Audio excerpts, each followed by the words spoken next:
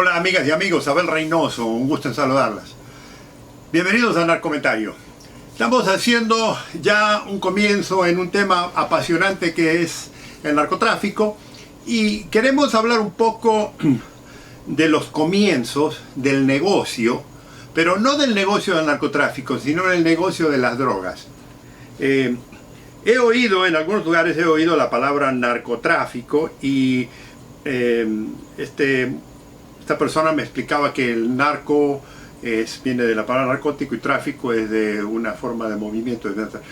La realidad es que hoy en día la palabra narcotráfico significa una cosa, es la venta de droga y el movimiento de drogas ilegales. Entonces, tenemos que diferenciar, muy importante, la venta legal de drogas aprobadas, legítimas, que son curativas y que tienen un sentido dentro del sistema, aunque no estemos de acuerdo. O sea, no es que estoy yo tratando de defender las leyes, yo aquí no estoy defendiendo ninguna ley, simplemente estoy hablando de las realidades. Hay leyes que prohíben ciertas drogas porque supuestamente no tienen ningún nivel curativo o uso especial.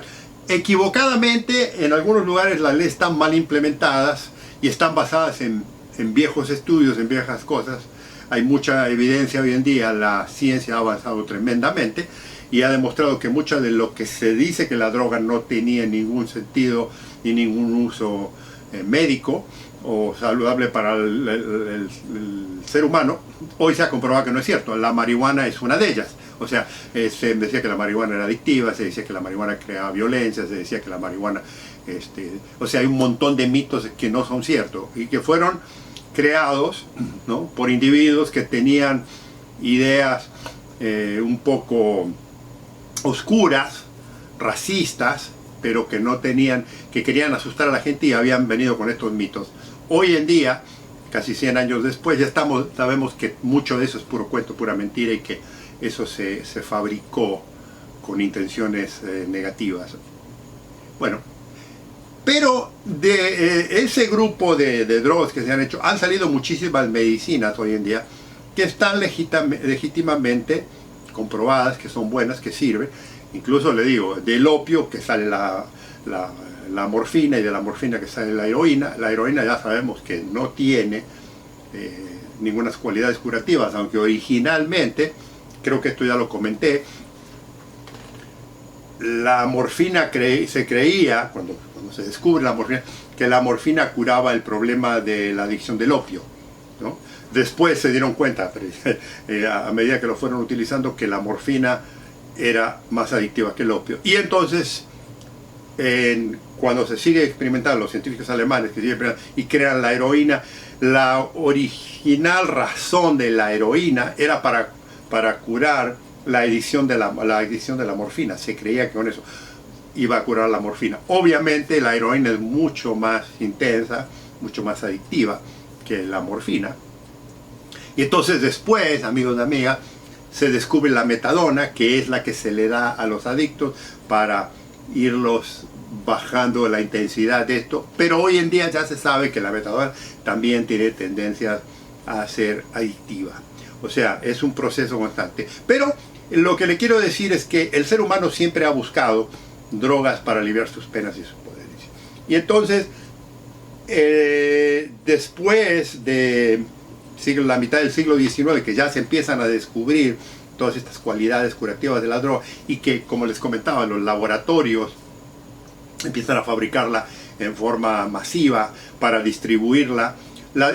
En esta época todavía, amigos y amigas, no había grandes controles, no había leyes, en ningún país del mundo había leyes que prohibían el consumo o la venta, y mucho menos receta médica. Entonces, se había expandido el uso en la mayoría de los países civilizados muchísimo. Y a medida que ya fuimos hablando, se fue incrementando. Y eventualmente, con la idea digamos, de expandirla comercialmente, se la fue primero, acuérdense, era en forma líquida, a través de alcoholes, a través de licores, a través de jarabes, vinos, distintas mezclas. La Coca-Cola siendo otra vía. Era la vía en que se la administraba a la gente. Ese fue el primer intento de venta masiva al público.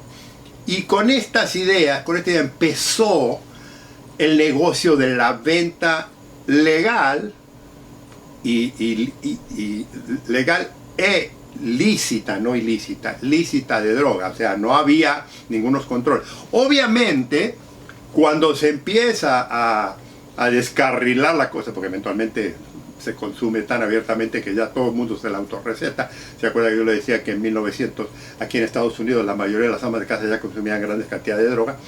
Se empiezan a pensar controles, ¿no? Y vienen, que ya les comenté, pasa Estados Unidos varias leyes, pasa Estados Unidos varios controles.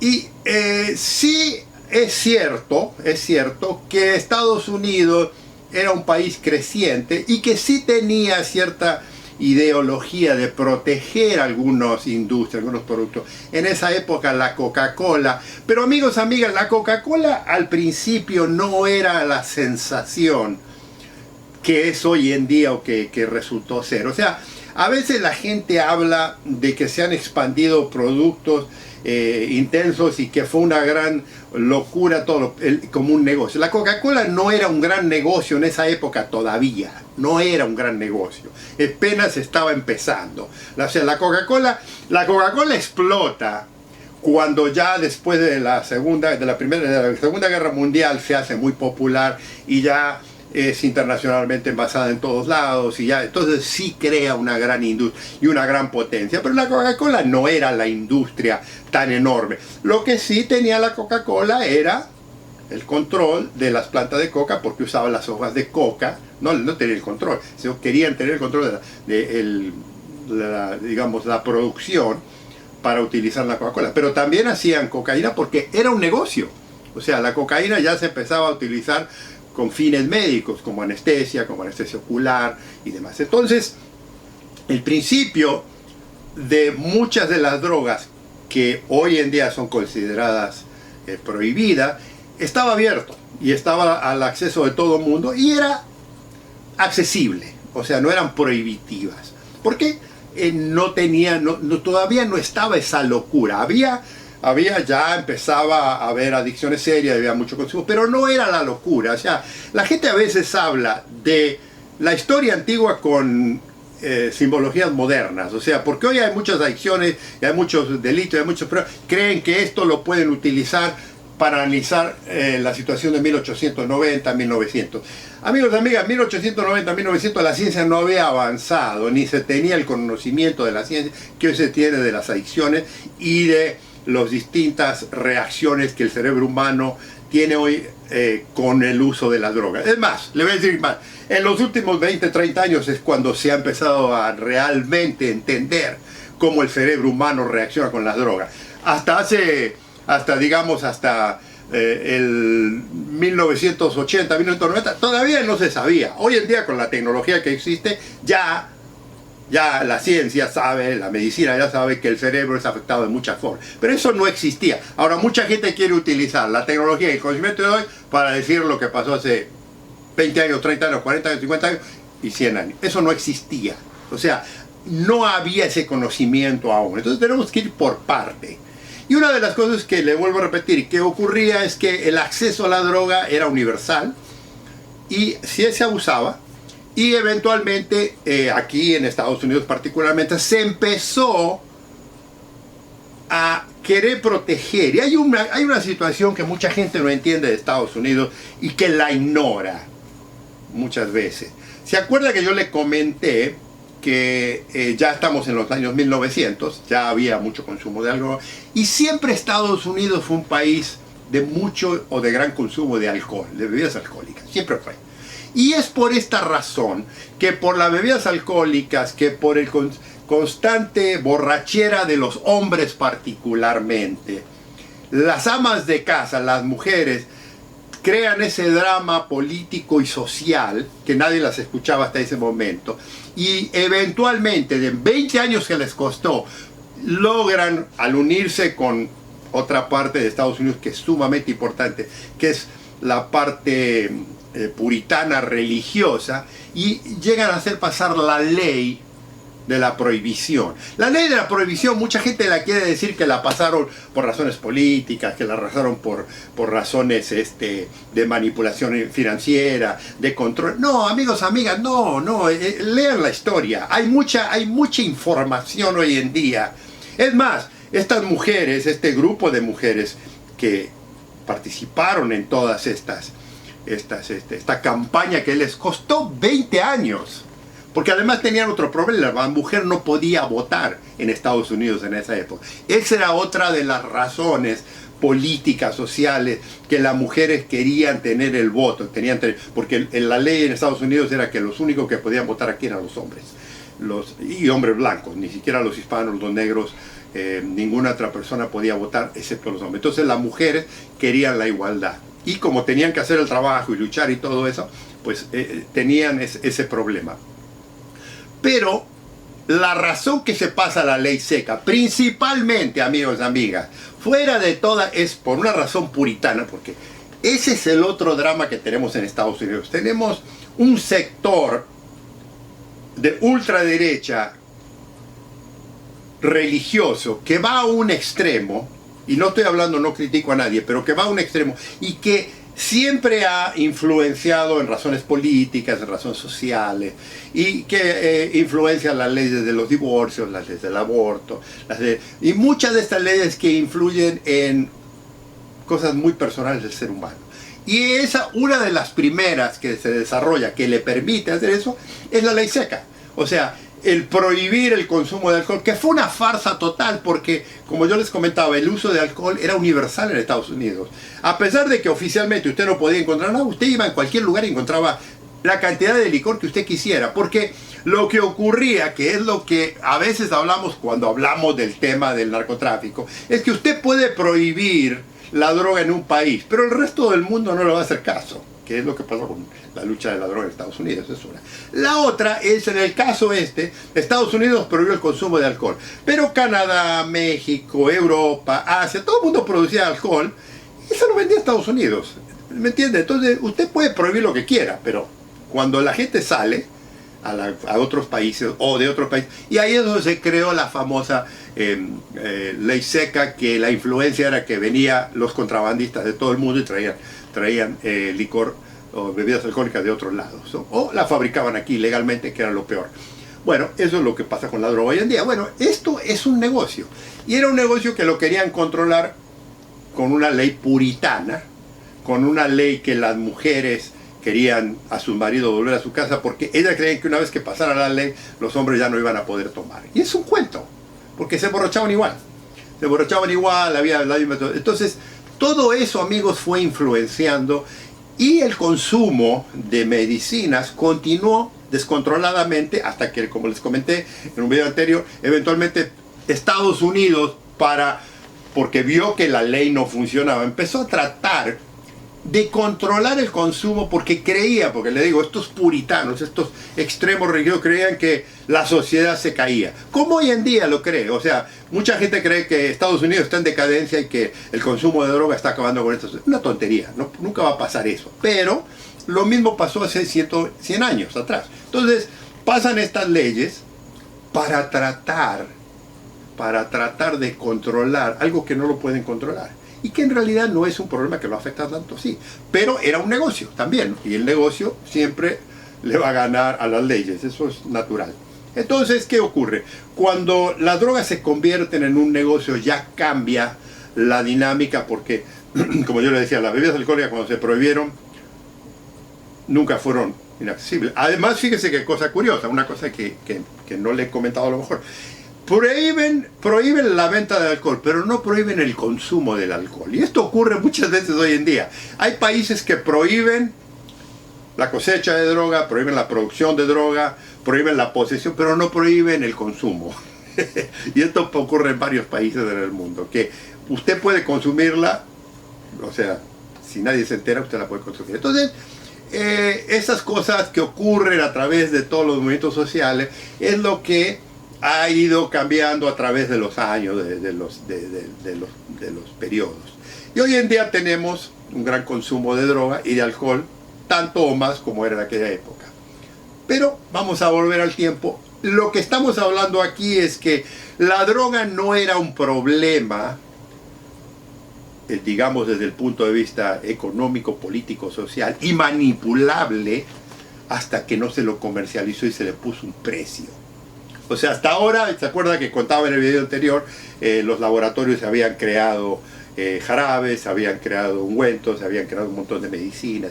Y empezó. Una vez que eso se empieza a comercializar, ya cambia la cara del valor de las plantas, del valor de la hoja de coca, del valor de la amapola, ¿no? Del valor de la marihuana, porque ya no era el precio, sino lo que usted podía lograr, porque ya se lo ve como una comodidad. Era como todo. O sea, el petróleo siempre estuvo en la tierra, pero hasta que no se descubrieron las máquinas que funcionaban y los motores que funcionaban con petróleo, el petróleo no servía para nada, ¿no? Una vez que el petróleo empezó a cumplir, que ya después se lo refinó y se hizo la gasolina, la nafta, el queroseno y todo esto, ya empezó el negocio del petróleo, ¿no? El negocio del petróleo. Pero, por ejemplo, los pozos petroleros siempre estaban en el mismo lugar, nunca se desaparecieron. En Estados Unidos hay grandes depósitos petroleros, en Medio Oriente hay grandes depósitos petroleros, en Latinoamérica hay grandes depósitos petroleros, que siempre han estado, pero nunca sirvieron hasta que no se inventaron las máquinas. Y esto es lo mismo con la droga. La droga siempre existió. ¿Se acuerda lo que le decía yo? De que la droga ya, desde el principio de que el hombre aparece en la Tierra, siempre existió. Y lo encontramos a través de la Edad Media, lo encontramos a través del siglo XVI, siglo XVII, siglo XVIII, siglo XIX, y estamos en el siglo XX, y siempre ha estado. Pero, ¿cuándo cobra importancia la droga? Cuando ya se la monetiza. Es una palabra nueva que usan en YouTube. Cuando ya se le pone un valor y se la empieza a monetizar, ahí cambia la dinámica de la droga. ¿Y qué ocurre? Usted prohíbe cualquier cosa y el precio sube, ¿no? O si no la puede encontrar, ¿no? Por ejemplo, vio cuando, y esto es clásico, usamos el petróleo, cuando la producción de petróleo baja, el precio sube. Cuando la producción de petróleo se desparrama, el precio baja, ¿no? La demanda es eso. Entonces, la droga fue un negocio legal por mucho tiempo, y es más, hoy en día, legalmente hablando, lícitamente hablando, y esto se lo he comentado anteriormente, 50% del consumo de drogas aquí en Estados Unidos es medicinal. Son las drogas recetadas por los médicos para tratamientos de dolores, de curaciones, de operaciones y demás. 50% del uso de la droga es legal, lo encuentra en cualquier botiquín de la mayoría de las casas en este país. O sea, son drogas legales, que están autorizadas por el gobierno, que la DEA le da recetario al médico, el médico tiene su número y todo esto, ¿ok? Para que entienda esto. Sin embargo, una gran parte del mercado está la droga que es la ilegal. ¿Qué sabe qué hace la droga ilegal? Suplementa la droga legal, porque mucha gente después ya no puede conseguir esta droga legalmente, entonces se va a la droga que tiene los mismos efectos.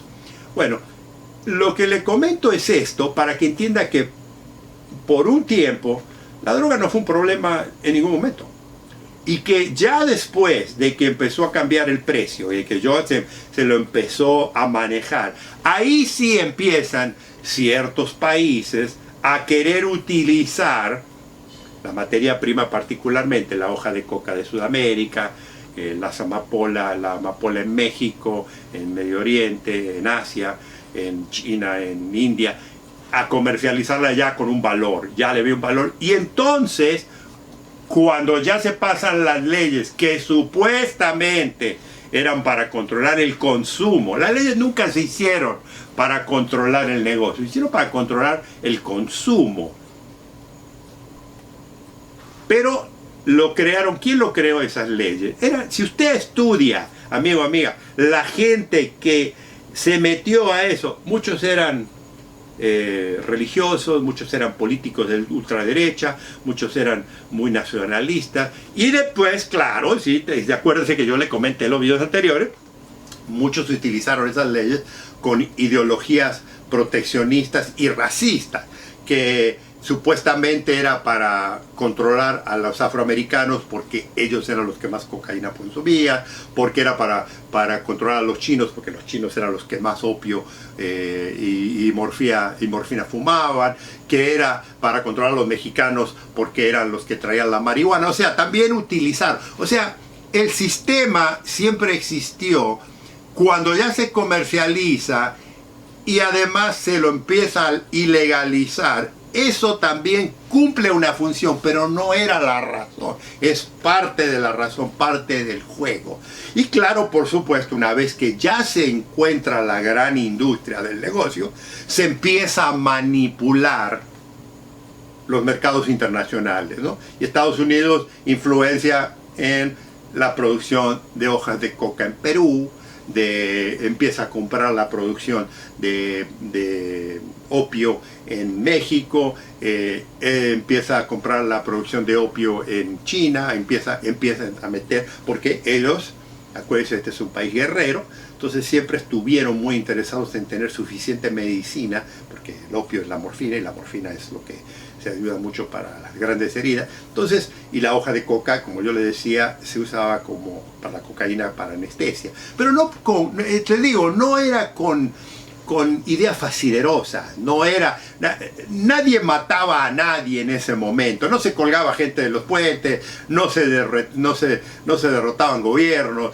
no había carteles, todo eso es un cuento, eso vino mucho después. Y le voy a decir una cosa, los carteles son un cuento.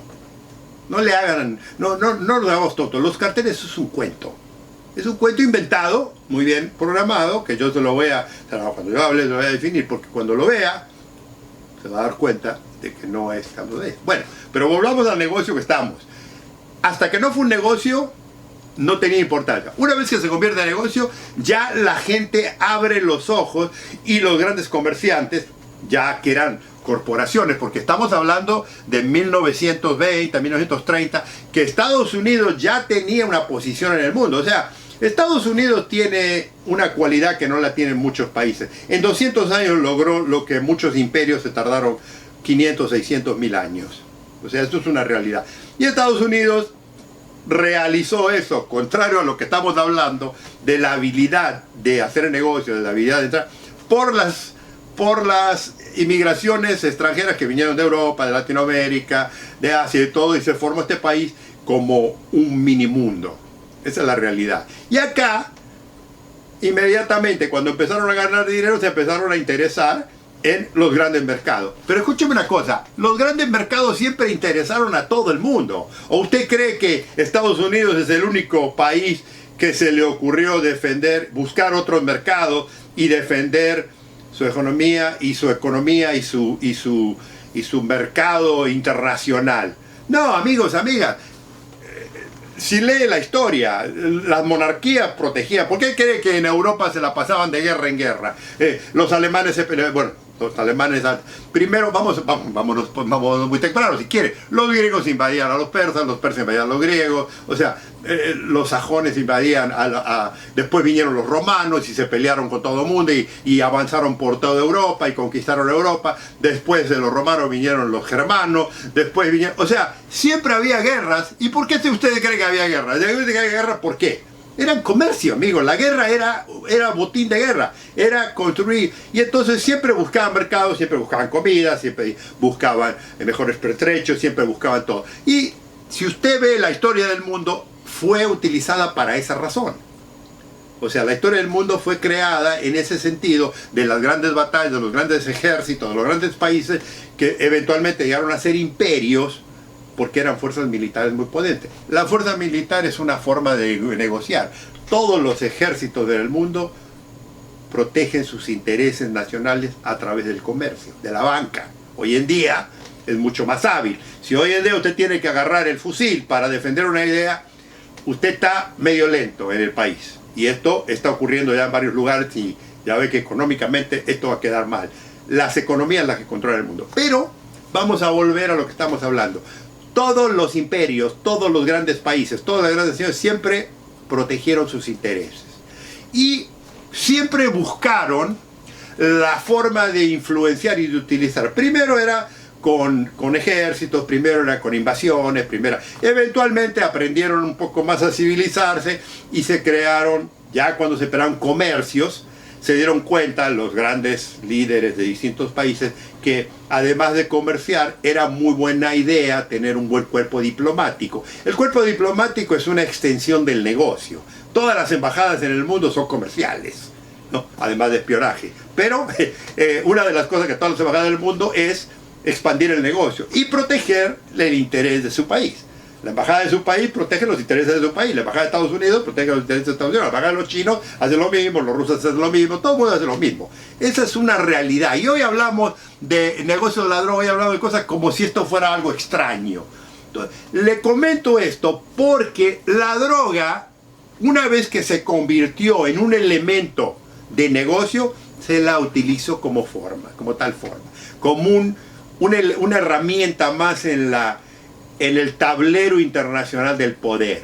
Y sobre todo cuando ya se dieron cuenta de que tenía gran uso bélico, por ejemplo en el tiempo de la guerra, con el acaparamiento. O sea, se habla por ejemplo de que los americanos acapararon toda la droga, toda la heroína posible, todo el opio posible antes de la Segunda Guerra Mundial. Claro, amigo, ¿cómo no lo va a hacer? En vez de hacer los alemanes, se lo quedaban ellos. O a los japoneses lo que daba Estados Unidos, se lo daba a los italianos, perdón, a los italianos eran en contra de Estados Unidos, se lo daban a los franceses, se lo daban a los ingleses. Entonces, siempre defendieron los intereses. Entonces, hablar de que Estados Unidos era el malo porque acaparaba la droga, hablar que los ingleses eran malos porque acaparaban la droga y para la utilizar, oiga, todos los países utilizaron lo que tenían a su disposición para mantener su poder económico, para defender su producto, para poder vender y para poder extenderse. Lo hicieron los chinos, lo hicieron los rusos, lo hicieron los franceses, lo hicieron los alemanes,